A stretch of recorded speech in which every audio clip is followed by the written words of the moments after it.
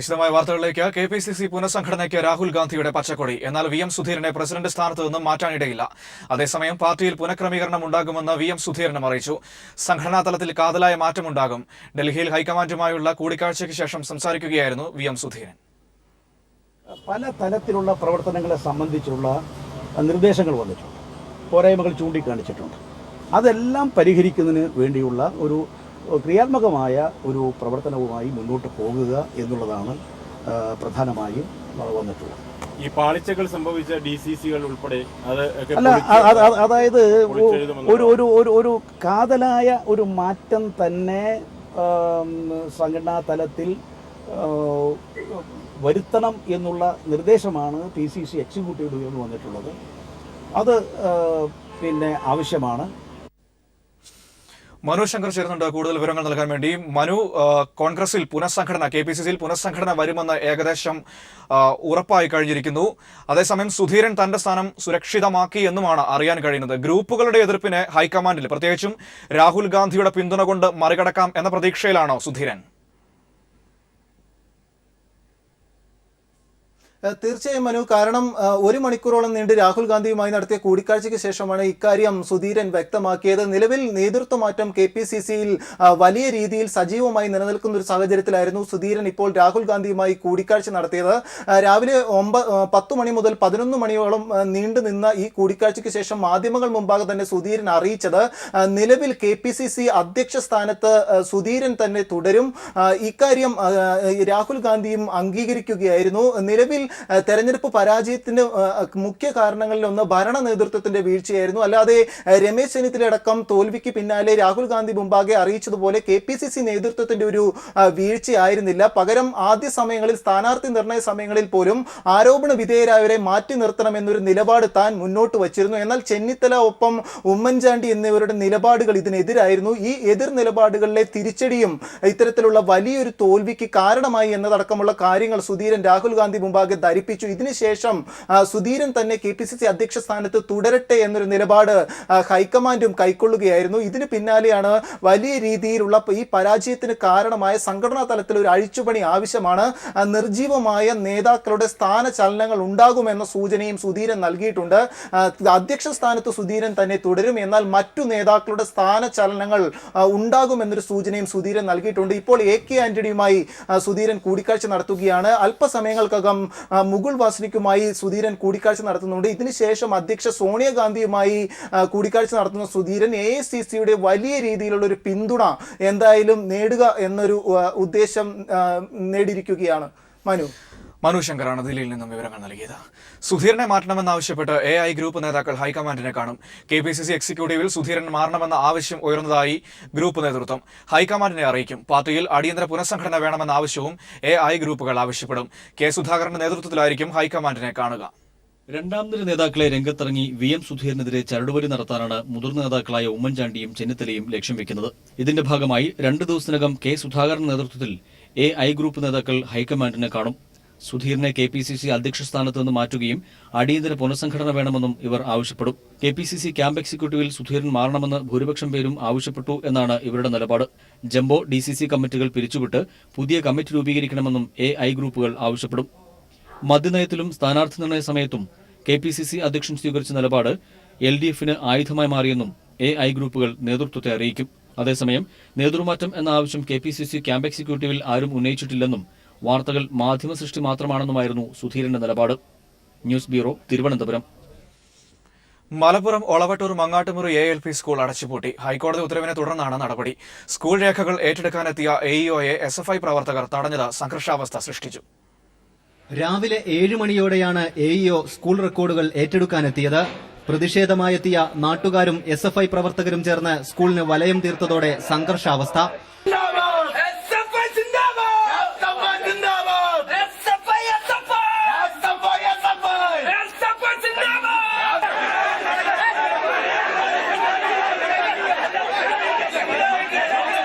ഇവരെ അറസ്റ്റ് ചെയ്ത് നീക്കിയതിനു ശേഷമായിരുന്നു തുടർ നടപടികൾ.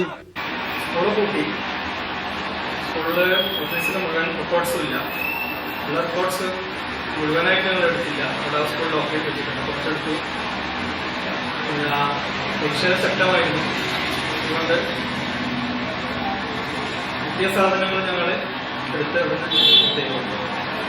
സ്കൂൾ ലാഭകരമല്ലെന്ന് കാണിച്ച് 2009-ൽ മാനേജർ DPIയെ സമീപിച്ചെങ്കിലും നടക്കാത്തതിനെ തുടർന്നാണ് ഹൈക്കോടതിയിലെത്തിയത്. അനുകൂല ഉത്തരവും ലഭിച്ചു. സ്കൂൾ ഏറ്റെടുക്കാനെത്തിയവരെ പ്രതിഷേധക്കാർ നേരത്തെ മടക്കി അയച്ചിരുന്നു. സ്കൂളിന് താഴെ വീണതോടെ 68 വിദ്യാർത്ഥികളുടെ ഭാവിയാണ് ആശങ്കയിലായത്. News bureau, Malappuram. സുപ്രീംകോടതിയിൽ സംസ്ഥാന സർക്കാർ സമർപ്പിച്ച ഹർജി തള്ളിയതോടെ മലാപ്പറമ്പ് സ്കൂളും ഇന്ന് അടച്ചുപൂട്ടും. വാർത്തയിലേക്ക് എത്താം.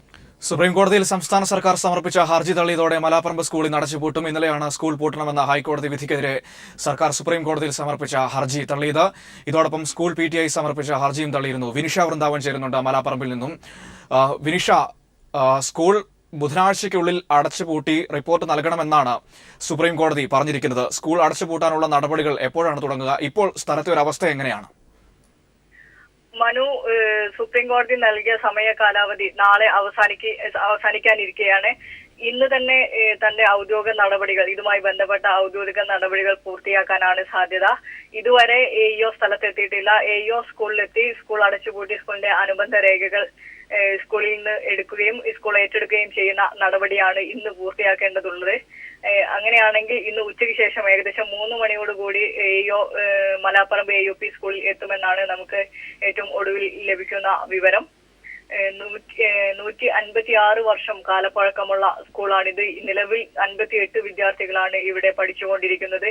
ഈ ഒരു വിദ്യാർത്ഥികളുടെ ഭാവി എന്താകുമെന്ന ഒരു ആശങ്കയിലാണ് ജനകീയ സംരക്ഷണ സമിതിയും ഒപ്പം നാട്ടുകാരും രക്ഷിതാക്കളും. അതിനാൽ തന്നെ വലിയ രീതിയിലുള്ള ഒരു സമര പ്രവർത്തനങ്ങളാണ്, ജനകീയ പ്രതിരോധ സമരങ്ങളാണ് മലാപ്പറമ്പ് AUP സ്കൂളിൽ ഇപ്പോൾ അരങ്ങേറുന്നത്. കഴിഞ്ഞ 62 ദിവസമായി ജനകീയ സംരക്ഷണ സമിതിയുടെ നേതൃത്വത്തിൽ മലാപ്പറമ്പ് സ്കൂളിന്റെ മുന്നിൽ സമര പന്തൽ കെട്ടി സമരം നടത്തി വരികയാണ്.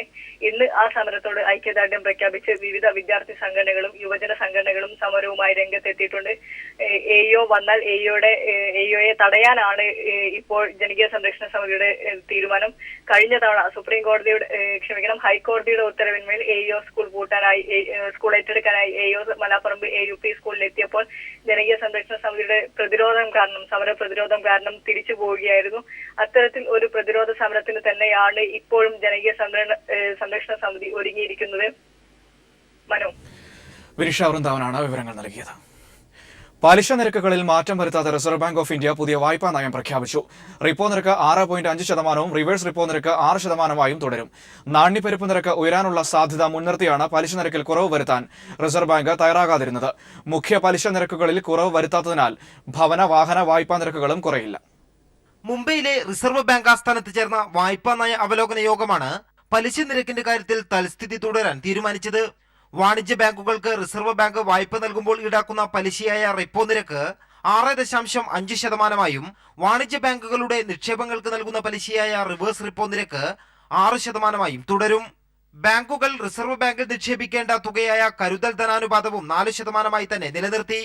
നാണ്യപ്പെരുപ്പ നിരക്ക് 5.39% ഉയർന്നതും ഇനിയും വർദ്ധിക്കാനുള്ള സാധ്യതയുമാണ് പലിശ നിരക്ക് കുറയ്ക്കാതിരിക്കാൻ പ്രധാനമായും കാരണമായത്.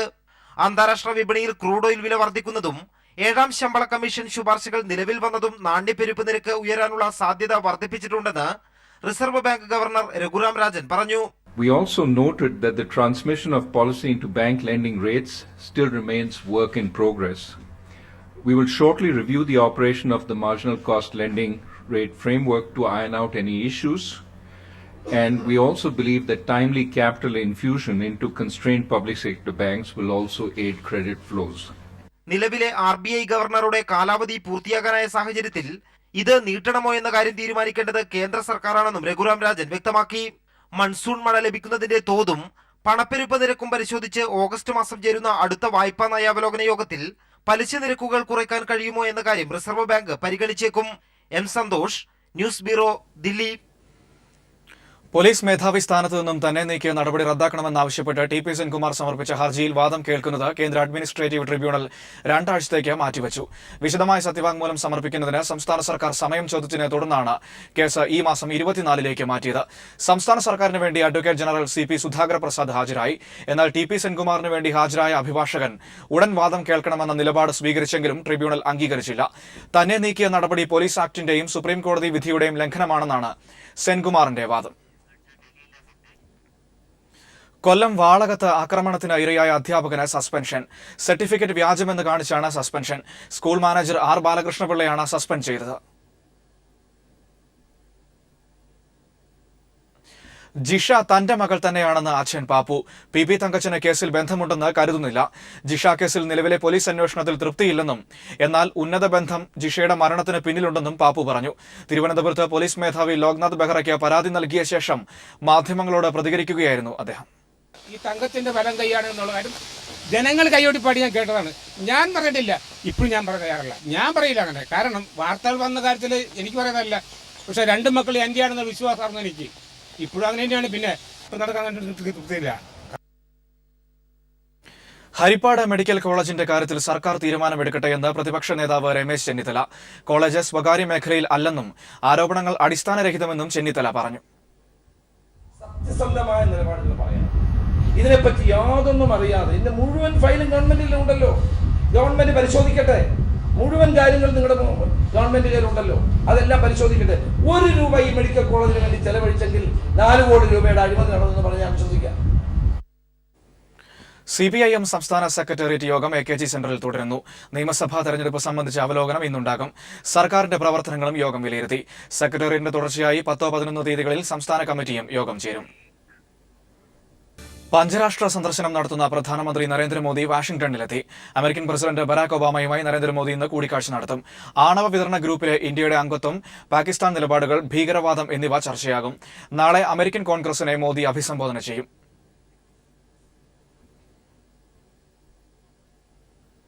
വിദേശത്ത് നിന്നുള്ള കള്ളപ്പണം കൊണ്ടുവരുമെന്ന് അവകാശപ്പെടുന്ന BJP ചുരുങ്ങിയത് പ്രധാനമന്ത്രിയെങ്കിലും ഇന്ത്യയിലേക്ക് കൊണ്ടുവരേണ്ടതാണെന്ന് CPIM general secretary Sitaram Yechury.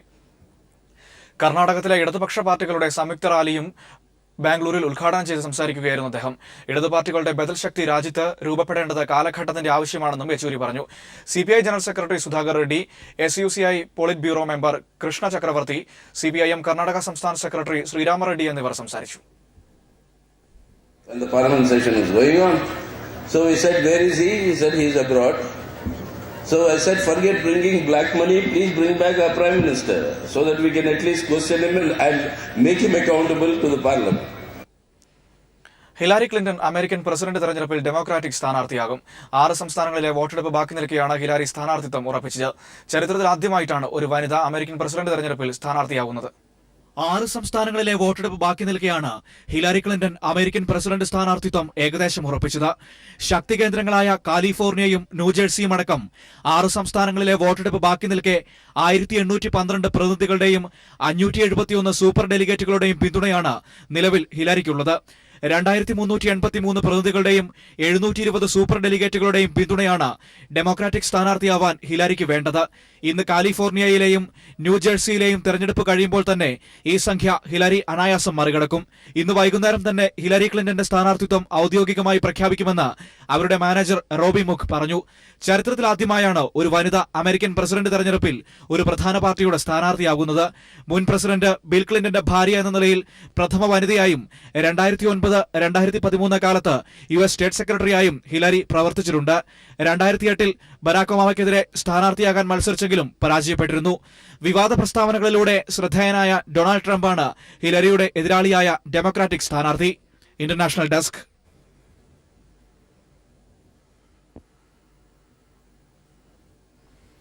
കോൺഗ്രസിൽ ഭിന്നത. രാഹുൽ ഗാന്ധി അധ്യക്ഷനാക്കുന്നതിനെതിരെ രാജ്യഭീഷണി മുഴക്കിയ അജിത് ജോഗിയെ പാർട്ടി സ്ഥാനങ്ങളിൽ നിന്ന് നീക്കി. കോൺഗ്രസ് പ്രവർത്തക സമിതി അംഗം, പട്ടികജാതി വർഗ സെൽ അധ്യക്ഷൻ എന്നീ സ്ഥാനങ്ങളിൽ നിന്നുമാണ് ഒഴിവാക്കിയത്. ഛത്തീസ്ഗഡ് മുൻ മുഖ്യമന്ത്രിയായ അജിത് ജോഗി രാഹുൽ ഗാന്ധി അധ്യക്ഷനാക്കുന്നതിനെതിരെ നേരത്തെ രംഗത്ത് വന്നിരുന്നു. ഹരിയാനയിൽ ഫത്തേബാദിൽ ബസ്സിന് തീപിടിച്ചു. ബസ്സിനുള്ളിൽ യാത്രക്കാരന്റെ പക്കലുണ്ടായിരുന്ന രാസവസ്തു പൊട്ടിത്തെറിക്കുകയായിരുന്നു എന്നാണ് പ്രാഥമിക നിഗമനം. ബസ്സിൽ 50ഓളം യാത്രക്കാരുണ്ടായിരുന്നു. 15 പേർക്ക് പരിക്കേറ്റു. മധുര കലാപത്തിൽ CBI അന്വേഷണം ആവശ്യപ്പെടുന്ന പൊതുതാൽപര്യ ഹർജി സുപ്രീം കോടതി തള്ളി. ഹർജി ഹൈക്കോടതിയിൽ സമർപ്പിക്കാനും സുപ്രീം കോടതി നിർദ്ദേശം. ദില്ലി BJP വക്താവ് അശ്വിനി ഉപാധ്യായയാണ് CBI അന്വേഷണം ആവശ്യപ്പെട്ട് ഹർജി നൽകിയത്. CBI അന്വേഷണത്തിലൂടെ മാത്രമേ കലാപത്തിനിടയാക്കിയ വസ്തുതകൾ പുറത്തുകൊണ്ടുവരാൻ കഴിയൂ എന്നായിരുന്നു ഹർജിക്കാരന്റെ വാദം.